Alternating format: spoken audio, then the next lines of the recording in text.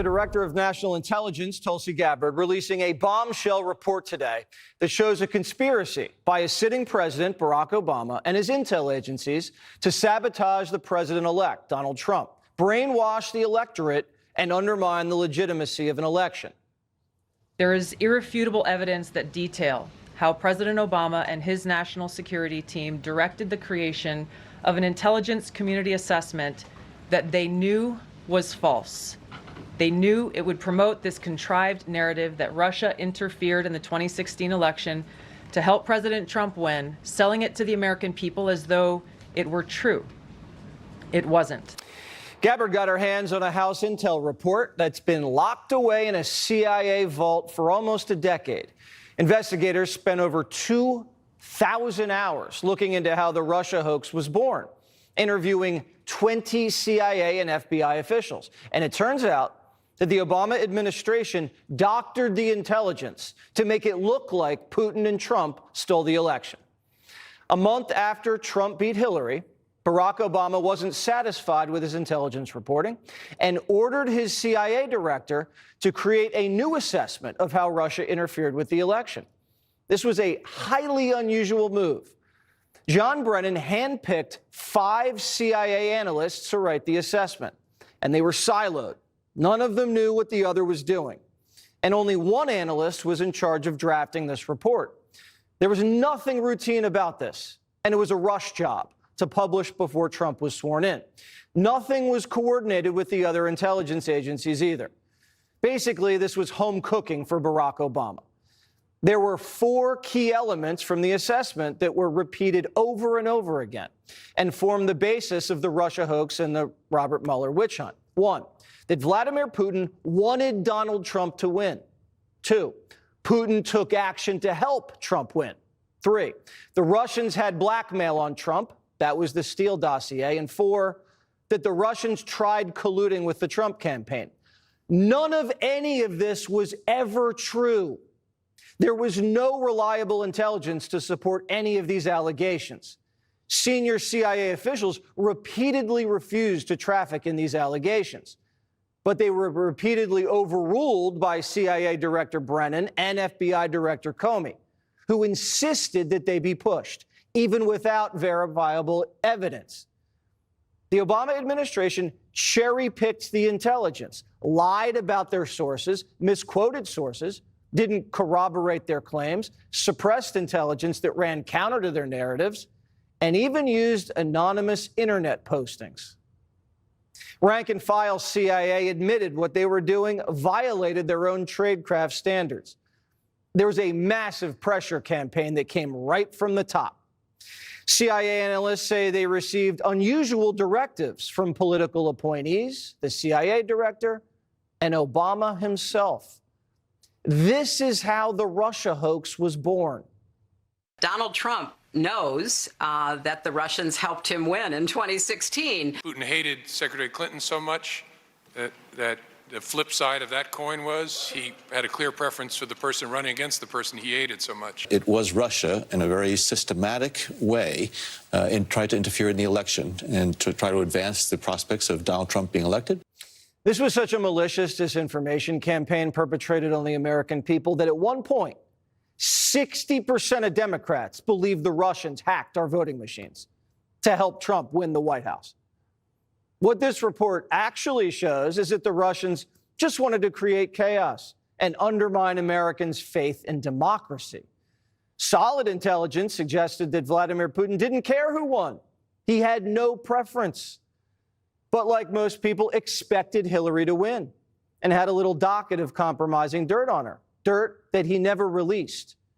Now, if Putin wanted Trump to win, why didn't Putin drop the dirt? There were high-level DNC emails that detailed evidence of Hillary's, quote, psycho-emotional problems, uncontrolled fits of anger, aggression, and cheerfulness, and that then Secretary Clinton was allegedly on a daily regimen of heavy tranquilizers.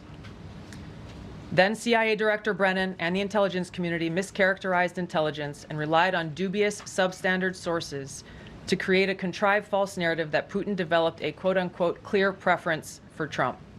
Now, if Clinton was on tranquilizers like the Russians believed, why didn't they leak it to help Trump win?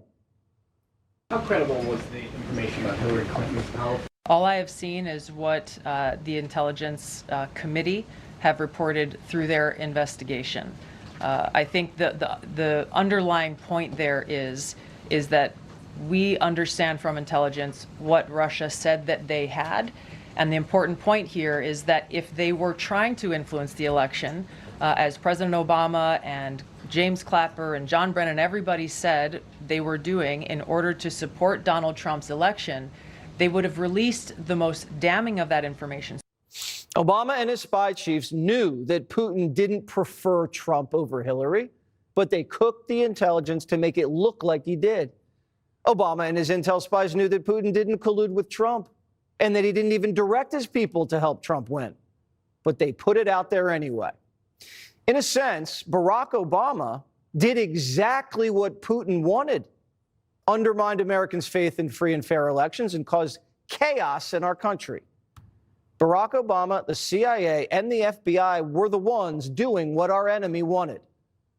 Do you believe that any of this new information implicates former President Obama in criminal behavior?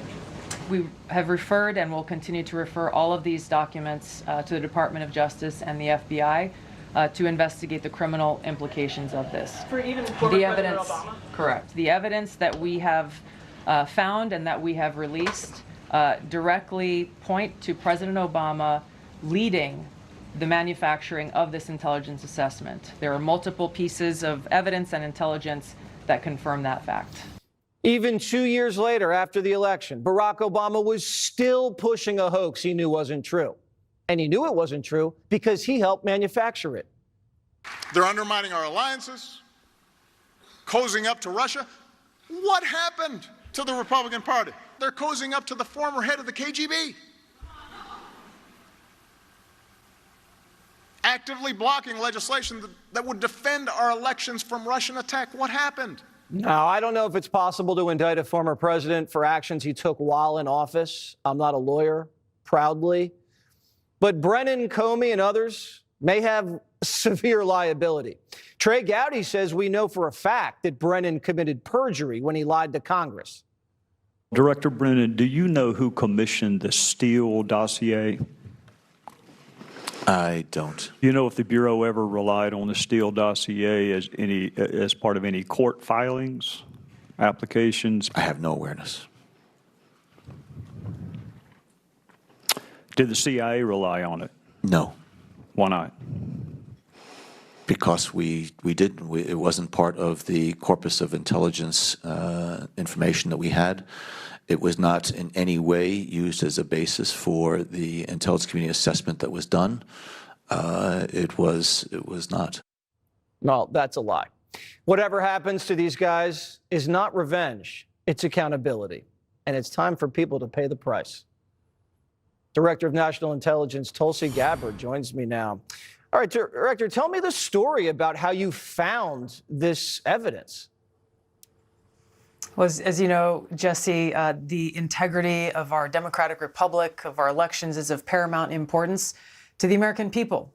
Knowing what had occurred previously, the things, this Russia hoax thing that was called a conspiracy, I wanted to get to the bottom of the truth of what actually happened here. This was obviously important to President Trump, but again, is an issue of importance to every single American in this country and the future of our country as a republic.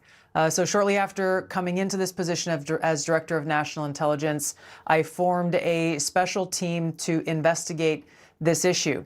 I got to tell you, it wasn't easy. There were a lot of deep state obstacles that exist still within the intelligence community. But ultimately, we had a whistleblower who came forward that brought some critical pieces to this story. And we were able to discover these documents and find these documents that really pointed to President Obama directing his national security leaders in James Clapper and John Brennan to manufacture this January 2017 intelligence community assessment.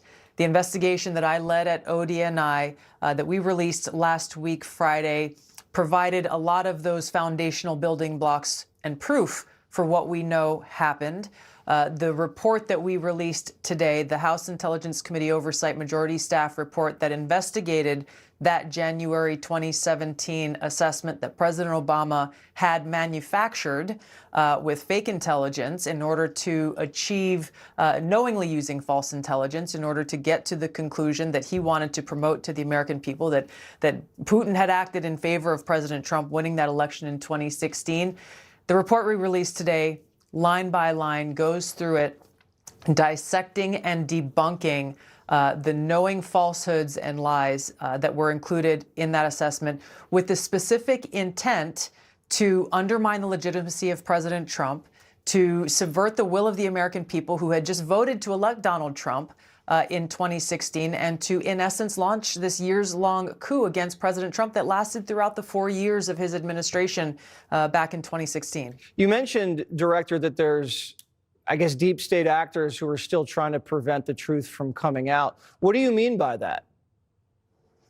There are still people, won't surprise you, within the intelligence community who don't want this information to see the light of day. Some of them may be implicated in the crafting of it.